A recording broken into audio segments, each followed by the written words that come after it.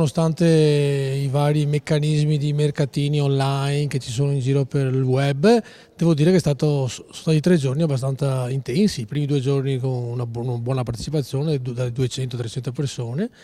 E l'obiettivo di questa attività è sì dare una mano alle famiglie per sgravare in maniera economica, ma anche per aiutare i ragazzi a socializzare, perché è anche un intervento educativo, e anche per responsabilizzarli in qualche maniera. Anche quest'anno Libro contro Libro ha visto una grande partecipazione al Palaplip di Carpenedo. L'iniziativa, giunta alla 10ª edizione e promossa dalla Direzione alla Coesione Sociale del Comune di Venezia, permette alle famiglie di risparmiare, educando i ragazzi al riuso dei testi e ad evitare gli sprechi. Li vedo molto attivi, infatti se vedete dietro a me sono le bacheche, i ragazzi oltre a presidiare provano tutte le maniere per tentare di vendere o acquistare, insomma di fare un po' gli affari, anche perché per loro è molto importante, anche perché il costo dei libri è abbastanza notevole. Un ragazzo alle medie costa una media di 300 euro a famiglia, per cui poter risparmiare, se una famiglia ha più di un ragazzo, comincia a essere pesante anche l'importo da sostenere. Io perlomeno vendo testi praticamente nuovi